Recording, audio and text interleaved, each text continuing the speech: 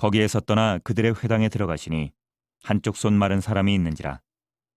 사람들이 예수를 고발하려 하여 물어 이르되 안식일에 병 고치는 것이 옳으니이까. 예수께서 이르시되 너희 중에 어떤 사람이 양 한 마리가 있어 안식일에 구덩이에 빠졌으면 끌어내지 않겠느냐. 사람이 양보다 얼마나 더 귀하냐. 그러므로 안식일에 선을 행하는 것이 옳으니라 하시고 이에 그 사람에게 이르시되 손을 내밀라 하시니 그가 내밀매 다른 손과 같이 회복되어 성하더라. 바리새인들이 나가서 어떻게 하여 예수를 죽일까 의논하거늘 예수께서 하시고 거기를 떠나가시니 많은 사람이 따르는지라. 예수께서 그들의 병을 다 고치시고 자기를 나타내지 말라 경고하셨으니 이는 선지자 이사야를 통하여 말씀하신 바 보라 내가 택한 종 곧 내 마음에 기뻐하는 바 내가 사랑하는 자로다. 내가 내 영을 그에게 줄 터이니 그가 심판을 이방에 알게 하리라. 그는 다투지도 아니하며 들레지도 아니하리니 아무도 길에서 그 소리를 듣지 못하리라. 상한 갈대를 꺾지 아니하며 꺼져가는 심지를 끄지 아니하기를 심판하여 이길 때까지 하리니 또한 이방들이 그의 이름을 발하리라 함을 이루려 하심이니라. 세상 모든 사람들에게 가장 중요한 것이 여러분들 무엇입니까? 물론 제일 중요한 건 생명입니다. 그리고 이 생명을 제대로 누리려면 우리가 건강해야 돼요. 그리고 생명의 건강을 위해서 우리는 일정 규모의 돈도 필요합니다. 또한 이 돈을 벌기 위해서는 우리에게 일도 있어야 돼요. 그리고 이 모든 것이 어느 정도 채워지고 나면 그제서야 우리가 입을 것에 대해서 생각하고 먹는 음식에 대해서 생각하며 우리가 사는 집에 대해서도 생각하게 됩니다. 그런데 오늘 본문은 어떻습니까? 안식에 대한 내용입니다. 그러면 이 안식이라는 것은요, 우리에게 필요한 것에 몇 번째쯤 위치할까요? 여러분 한번 생각해 보십시오. 의식주도 있고 건강도 있고 돈도 필요하고 일도 필요하고 생명이 제일 중요하고 이런 것들 다 놓고 나면 안식이라는 것은 여러분에게 몇 번째로 중요합니까? 세상 사람들은 안식이라고 할 때 뭐라고 생각할까요? 내가 돈을 벌 만큼 벌고 내가 충분히 가질 것을 다 가진 후에 누리는 휴식이 안식이다라고 생각하기가 쉬울 겁니다. 충분히 벌 돈을 다 벌지 못하고 소유할 것을 가지지 못한 상황에서 누리는 안식은 사치다라고 사람들은 생각할 거예요. 그런데 하나님은 어떻습니까?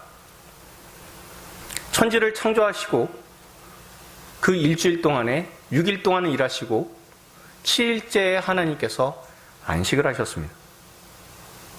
하나님께서 쉬실 정도로 안식은 정말 중요하다는 거예요. 그렇지 않습니까? 다시 한번 말씀드릴게요. 하나님께서 세상 창조하셨어요. 6일 동안 창조를 하신 것을 우리가 잘 알고 있어요. 그리고 7일째 안식을 하셨다는 것은요, 그만큼 중요하기 때문에 하나님께서도 안식하시고 쉬셨기 때문에 그만큼 중요하다는 것을 우리가 알 수가 있습니다. 그러니 저와 여러분 모두가요, 하나님의 뜻대로 사는 것에 대해서 관심을 갖고 있다면 하나님께서 쉬신 대로 우리도 안식해야 된다는 것을 알 수가 있습니다. 예수님께서 이 땅에 오셔서 많은 사람들을 도우시고 낫게 해주시고요, 채워주시는 사역을 하실 때 사람들은 무척 고마워하고요, 반가워했습니다. 그런데 예수님하고 충돌이 일어나게 됐습니다. 그 충돌이 일어나게 된 계기가 무엇입니까? 안식이에요. 안식에 대한 정반대 생각을 갖고 있어서요, 사람들하고 예수님하고 충돌하게 됐어요.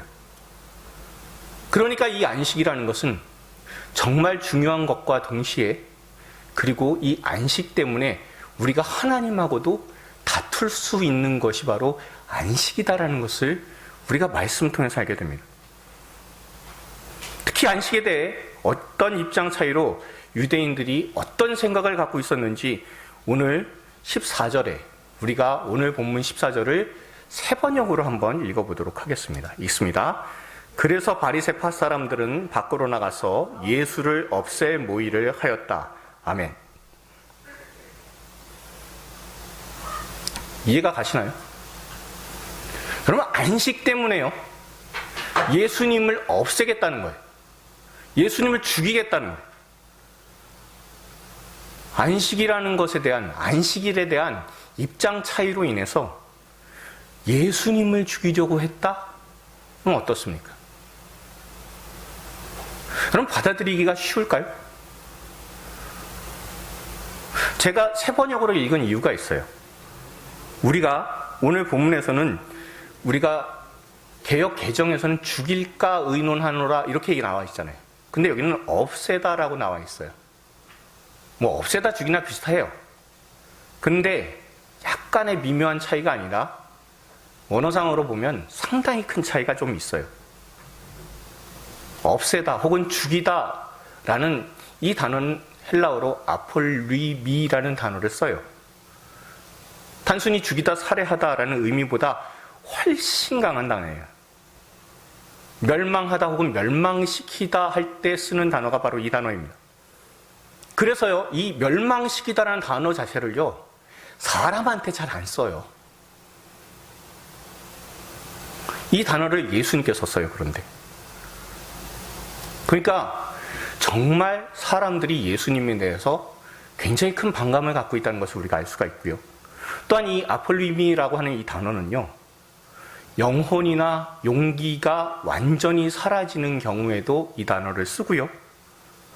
또한 생명을 단순히 잃게 만드는 정도가 아니라 그 주변에 있는 생물들을 다 몰살시킬 때 쓰는 단어가 바로 이 단어입니다.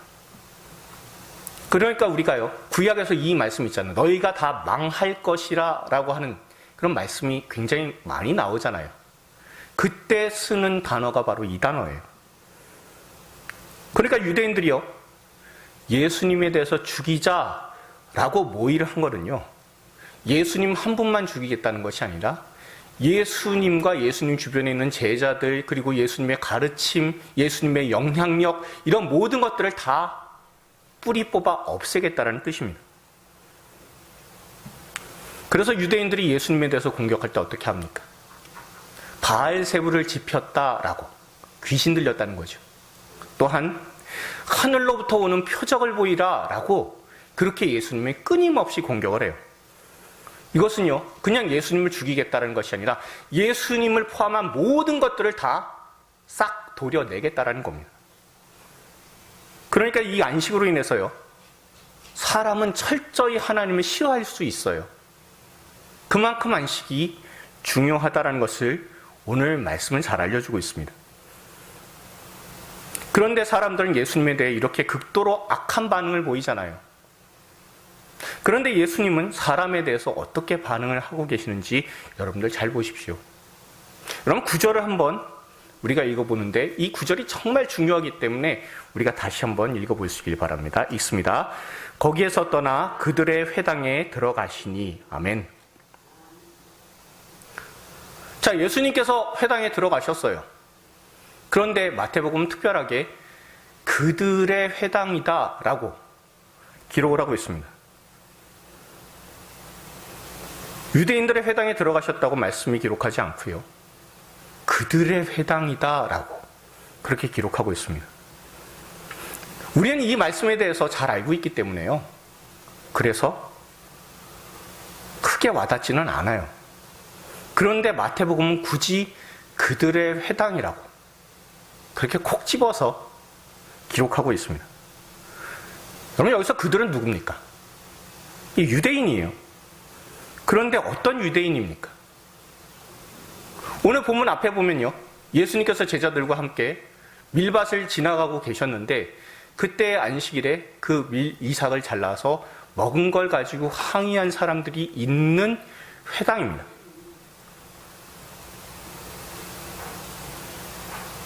당신이 제자들이나 똑바로 가르치시죠라고 예수님 앞에 나와서 항의한 사람들, 그 사람들이 있는 회당이다라는 겁니다. 그러니까 다시 말하면요, 예수님에 대해서 좋지 않은 감정을 이미 가지고 있다라는 것을 우리가 그들의 회당이라는 이 말씀을 통해서 알 수가 있습니다. 다시 말하면 이런 거 아닌가요? 예수님에 대해서 좋지 않은 생각, 적대적인 생각을 갖고 있어요.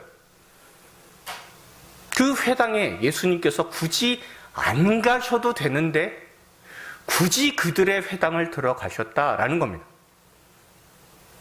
특히 오늘 이 본문은요, 마가복음에서도 이렇게 기록을 하고 있어요. 마가복음은요, 3장 1절에 이렇게 기록을 하고 있습니다.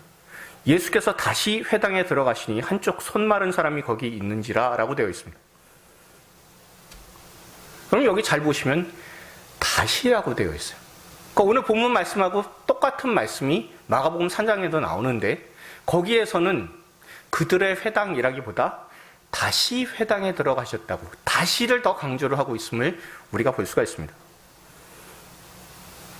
여러분, 이 다시는 뭘까요? 우리가 예전에 설교시 이 본문이 있었으면 기억합니다. 우리가 마가복음 1장 23절부터 26절 한번 읽겠습니다. 마침 그들의 회당에 더러운 귀신 들린 사람이 있어 소리질러 이르되 나사렛 예수여, 우리가 당신과 무슨 상관이 있나이까? 우리를 멸하러 왔나이까? 나는 당신이 누구인 줄 아노니 하나님의 거룩한 자니이다. 예수께서 꾸짖어 이르시되 잠잠하고 그 사람에게서 나오라 하시니 더러운 귀신이 그 사람에게서 경련을 일으키고 큰 소리를 지르며 나오는지라. 아멘. 이 사건이 벌어진 회당일 가능성이 높아요. 그래서 다시예요. 근데 우리가 잘 살펴야 되는 것은 무엇입니까? 그 귀신을 쫓으실 때 회당에 들어가신 날이요, 그때가 바로 안식일이었습니다. 그리고 주님의 잠잠하고 나와라 라는 명령에 귀신이 쫓겨나가게 됐어요. 이 일을 통해서 사람들이 매우 놀라게 되었고 예수님은 유명하게 되었습니다. 이 일이 있었기 때문에요, 유대인들은요, 안식일에 또 사람을 고치실 겁니까? 라고 오늘 본문 10절처럼 말하고 있는 겁니다. 그런데 예수님은요, 다시 안식일에 손 마른 사람이 있는 그들의 회당, 예수님을 공격하려고 하는 바로 그 회당에 굳이 들어가셨어요. 예수님을 고발하려고 함정 파놓은 회당에 굳이 발을 들여 놓으셨다는 겁니다. 이렇게 행하시는 예수님의 마음이 어떤 마음이셨을까요? 왜 굳이 안식일 아니고 다른 날에 가셔도 될 텐데 왜 굳이 안식일에 적대적인 사람들에게 찾아가셨을까? 안식일이라는 특별한 날을 골라서 꼭 들어가셨어야만 했을까라고 우리는 생각할 수 있게 됩니다. 그러면 그 예수님의 마음은 어떤 마음이었을까요? 여러분, 민수기 5장에 보면요, 어떤 내용이 나오냐면 의심의 소재라고 하는 내용이 나와요. 남편이 의처증을 앓고 있거나 아니면 자기 부인이 실질적으로 불륜을 저질렀든가 뭔가 아내가 의심스러워요. 그럴 때 아내를 향해서 할 수 있는 행위가 하나 있어요. 그게 바로 민수기 5장 16절부터 19절인데요. 우리가 새 번역으로 한번 읽어보도록 할게요. 너무 글씨가 작으니까 저 혼자 읽고 여러분들은 눈으로 잘 따라와 주시고 귀를 좀 열어주시기 바랍니다. 제사장은 그 여인을 앞으로 나오게 하여 주님 앞에 세운다. 제사장은 그 거룩한 물을 오지 그릇에 한 그릇 떠다가 성막 바닥에 흙을 긁어서 그 물에 탄다. 제사장은 그 여인을 주 앞에 서게 한 다음 그 여인의 머리채를 풀게 하고 기억하게 하는 곡식제물, 곧 미움 때문에 바치는 곡식제물을 그 여인에게 주어서 들고 있게 하고 제사장 자신은 쓴 물, 곧 저주를 내리는 물을 자기 손에 들고서 그 여인에게 다음과 같이 말하면서 맹세를 시킨다. 어떤 남자와도 동침한 일이 없고 지금의 남편과 결혼한 이래 그를 배반하여 몸을 더럽힌 일이 없으면 저주를 내리는 이 쓴 물이 내게 아무런 해가 되지 않을 것이다. 아멘. 그 다음에 이어지는 내용은 뭐냐면요, 죄가 있으면 이 물을 마셨으면 그러면 그것으로 인해서 복부가 팽창하게 되고 그리고 허벅지가 마르게 되는 그런 일이 있게 될 것이다 라는 저주의 내용이 이후에 등장을 해요. 아내가 뭔가 의심스러울 때 할 수 있는 그런 내용이다라는 거예요. 그런데 여러분, 이 말씀을 잘 한번 보십시오. 성막 바닥에 있는 흙을 긁어서 물에 타서 마시게 한다면 정말 사람이 죽게 될까요? 그럼 어떻게 생각하십니까? 지금으로 치면요, 이 강단 있잖아요. 이 강단 여기 들춰보면 그러면 이 안에 먼지 많이 쌓여있을 거잖아요. 이 먼지를 좀 제가 긁어가지고 물에다 탄 다음에 여러분께 그 물을 마시게 한다면 그러면 여러분들 가운데서 몇 명이나 죽을까요? 전혀 없지 않을까요? 물론 여러분들 이렇게 말씀하실 분도 있으실 거예요. 목사님 더러워서 죽겠습니다. 그렇기는 해도 실제로 죽는 사람은 아무도 없을 거예요. 그러면요, 이 의심의 소재를 통해서 죽는 사람이 몇이나 있었을까요? 저는요, 아무도 없을 거라고 생각합니다. 저는 민수기 5장의 이 의심의 소재라고 하는 게 율법의 기본 정신을 제일 잘 나타내는 것이다라고 생각을 해요. 율법의 목적은 무엇입니까? 죽이는 것이 아니라 살리는 거예요. 죽이는 데 있지 않아요. 아무리 아내가 의심스럽다고 하더라도 그 의심을 거두고 보듬어주고 살면 그것이 하나님의 뜻이라고, 그렇게 믿고 가라고 하나님께서 말씀하시는 거예요. 만약에 저지른 죄가 혹시라도 있다면 그 모든 것은 하나님 해결하실 것이니까 하나님께 그건 맡기고 너는 용서해주고 같이 보듬고 살아가라. 네가 할 것은 살 기회를 주고 용서하고 관계를 회복해라 라는 것이 바로 이 의심의 소재의 내용입니다. 여러분, 오늘 본문 말씀의 20절을 잘 보십시오. 거기에 예수님은 어떤 분이시고 하나님은 어떤 분이십니까? 상한 갈대를 꺾지 않고요, 꺼져가는 심지도 끄지 않으시는 분이시다라는 거예요. 다시 말하면 이 하나님의 마음을 배워라 라고 하는 것이 의심의 소재 안에 있고요, 또한 이 마음을 가지고 예수님께서 안식일날 그들의 회당에 다시 찾아가셨어요. 그러면 한쪽 손 마른 사람이요, 안식일 생각하면 어떤 생각이 들었을까요? 누구는 멀쩡한 손을 가지고 안식일에 말씀 공부를 해요. 누구는 멀쩡한 손을 가지고 두 손을 모아서 하나님께 기도를 드리니까 하나님께서 그 기도 더 잘 들어주시는 것 같아요. 근데 한 사람은 한쪽 손이 말랐잖아요. 두 손으로 기도 드릴 수 없는 사람이에요. 그러니 이 손 마른 사람은요, 안식일날 이렇게 비참해지는 날 없을 거예요. 생명은 살아있는데 그 마음은 계속해서 죽어가는 날이에요. 다른 사람들은요, 그 마음과 생명이 살아나는 일이에요. 그러나 이 손 마른 사람은요, 안식일만 생각하면 생명의 위기를 겪는 날하고 똑같아요. 그런데 주님께서는 말씀하십니다. 네 손을 내밀라고요. 그리고 그 앞에서 그 손이 회복이 되는 기적이 일어났어요. 건강했던 때로 회복이 돼요. 그리고 다른 사람들처럼 일하게 되고, 다른 사람들처럼 안식일에 나와서 말씀 공부해도 되고요, 다른 사람들처럼 안식일에 나와서 두 손 모아서 기도드릴 수 있게 되었습니다. 하지만 예수님께서 회당에서 손 마른 사람들을 살릴 때 사람들은 손 마른 사람들을 예수님 앞에 놓아두는 함정을 파서요, 어떻게 해서든 예수님에 대해서 흠을 잡고, 저 예수라는 자는 안식일을 어기는 것을, 그 율법을 해치는 것을 내가 한번 보고 그것을 가지고 예수님을 고발해야 되겠다라고 그런 마음을 먹고 있는 거예요. 그러자 예수님 뭐라고 말씀하십니까?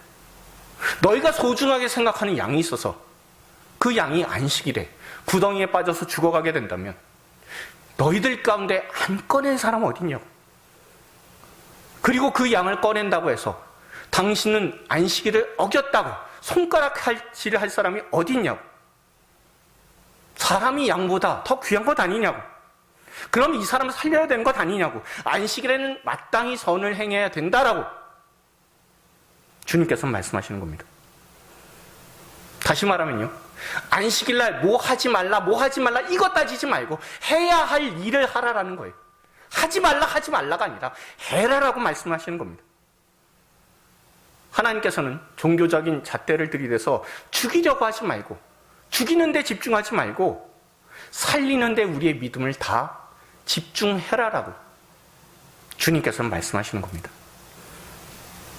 그렇지만 유대인들은 어떻습니까? 예수님의 이 마땅한 말씀에 절대 회개하지 않아요.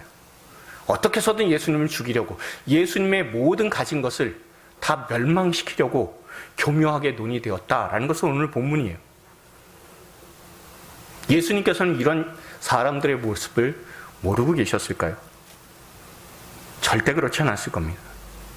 알고 계심에도 안식일에 사람들을 찾아가셨고, 안식일에 굳이 손 마른 사람을 치유하셨습니다. 제가 만약에 예수님이라면요, 이런 악한 사람들, 이런 사람들을 다 포기해버렸을 것 같아요. 유명한 선교사님 한 분이요, 후배 선교사님들이 모인 자리에 가시게 됐어요.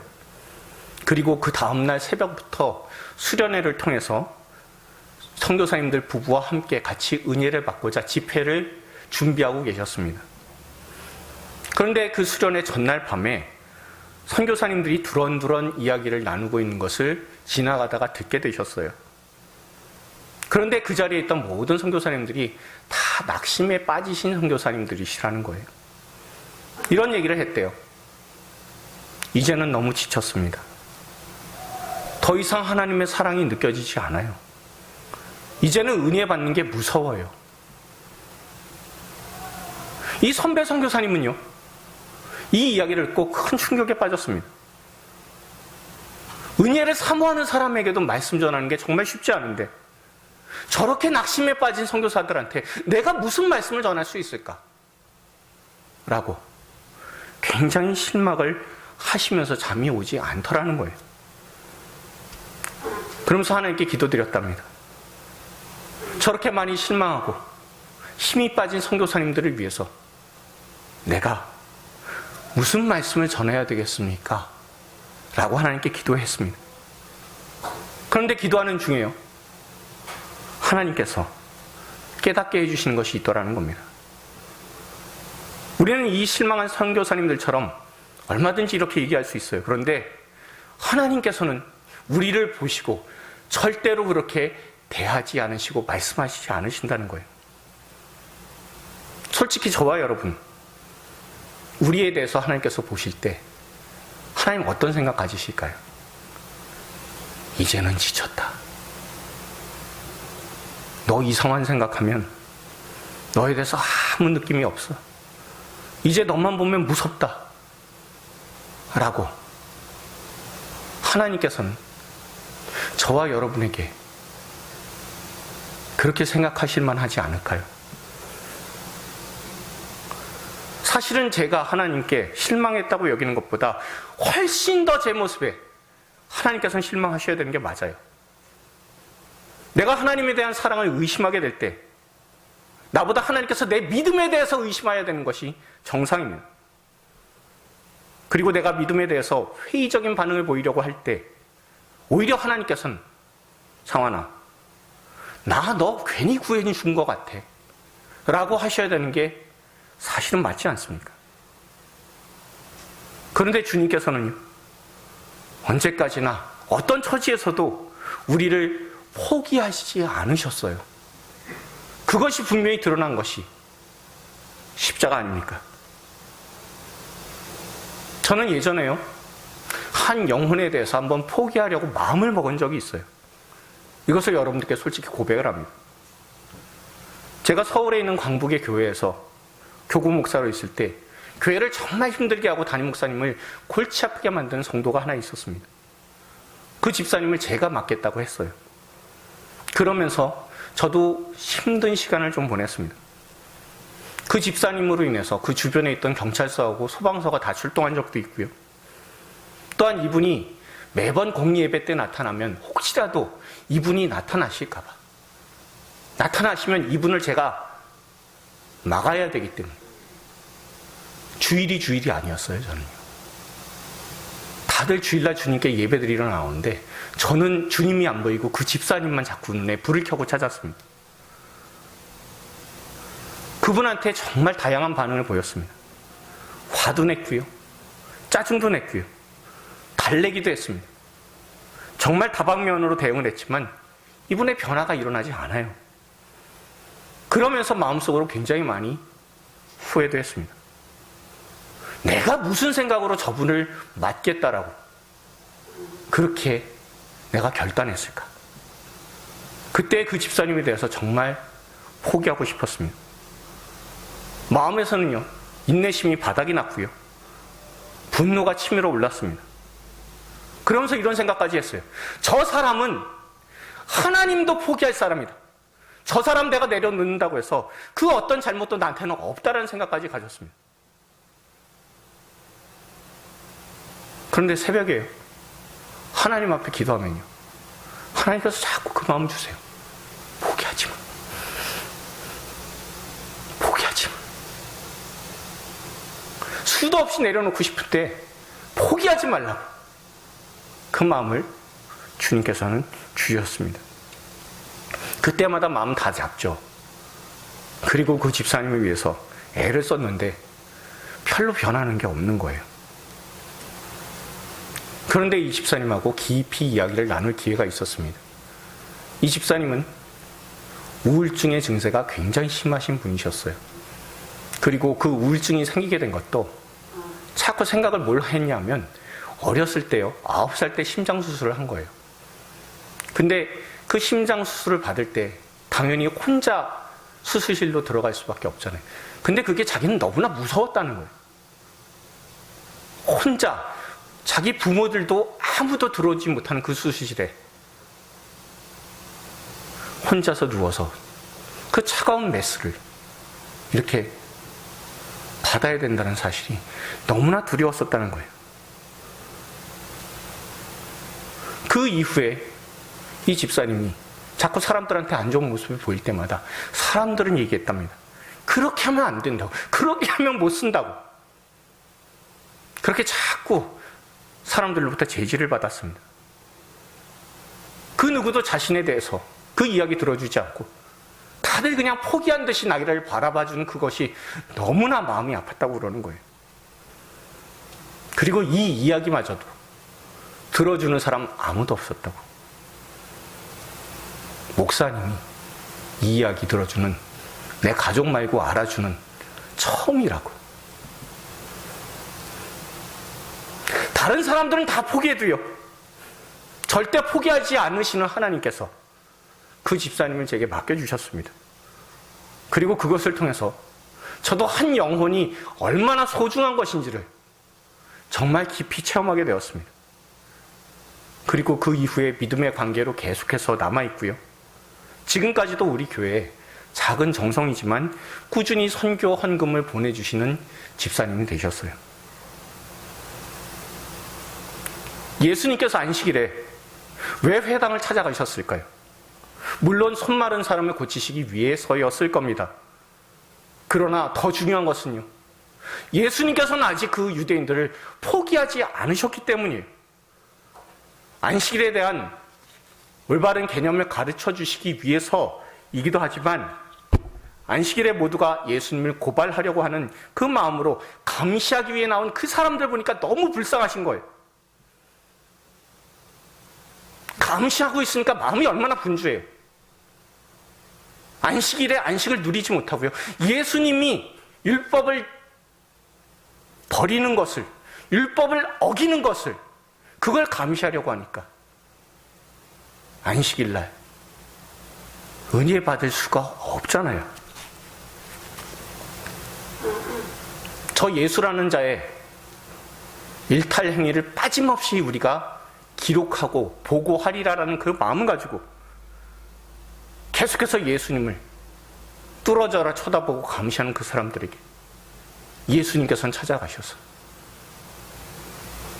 막지 말고 너희가 생명 살리는 일, 그것을 해야 되는 날이 안식일이다 라고 말씀하시는 거예요. 하지 말아야 할 것만 감시하면서 눈과 생각과 마음을 죄로 물들이지 말고 안식일에 안식 못 누리지 말고 생명을 살리는 선한 일, 우리가 해야만 하는 그 일에 집중하고 실행하면서 참된 안식을 누리라고 예수님께서는 그들의 회당에 다시 찾아가셨습니다. 그리고 저와 여러분에게 정말 안식이 필요하냐고, 그 안식이 얼마나 소중한 것 아니냐고 우리에게 말씀하시고 계시는 겁니다. 우리 주 예수님은 죄인인 우리를 위해서요, 마땅히 진노하셔서 죽이셔야 되는데도 불구하고, 우리 다 포기하셔야 되는데도 불구하고 죄인은 우리를 위해서 찾아오셨어요. 그리고 포기하지 않는 그 마음을 가지고 십자가에서 자신의 생명을 다 내어주셔서 우리를 살려주셨습니다. 세상을 창조하신 창조주께서요, 자신이 창조한 피조물에게 신문을 받아서 죽임을 당하실 만큼 우리를 포기하지 않으셨고, 또한 우리의 죄를 십자가의 보혈로 다 용서해 주심으로 말미암아 우리가 하나님 앞에, 아버지 앞에 나가지 못하는, 참된 안식을 누리지 못하는 그런 상황을 다 정리하셔서, 그래서 우리가 예배를 통해서 아버지께 나아가서 참된 안식을 누릴 수 있도록 십자가의 보혈로 그 안식의 길을 열어놓아 주셨습니다. 우리가 안식할 수 있도록 자신의 뼈를 부수시고 자신의 살을 다 찢으셔서 자신의 생명을 주심으로 우리에게 안식을 되찾아 주신, 그래서 우리에게 생명을 생명답게 누리게 해주신 그 예수님의 놀라운 은혜가 있음을 저와 여러분들 다 기억할 수 있길 바랍니다.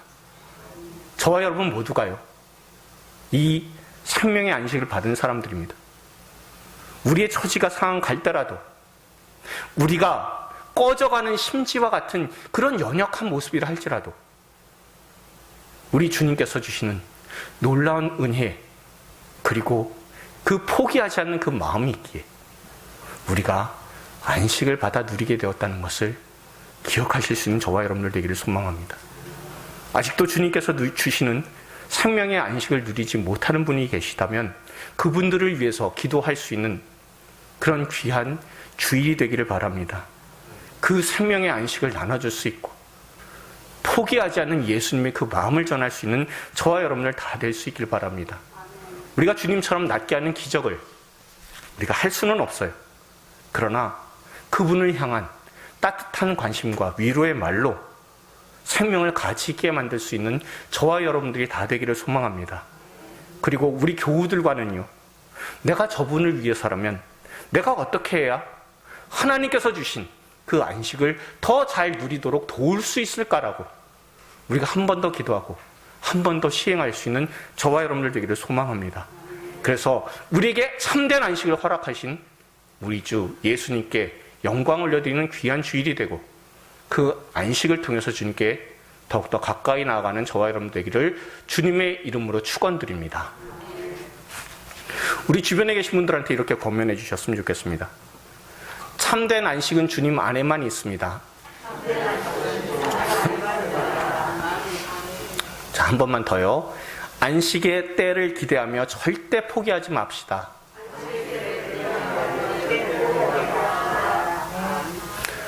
포기하지 않고 하나님의 안식을 허락해 주신 우리 주님께 더 감사하고 영광을 올려드리는 저와 여러분들이 다 될 수 있기를 주님의 이름으로 축원드립니다.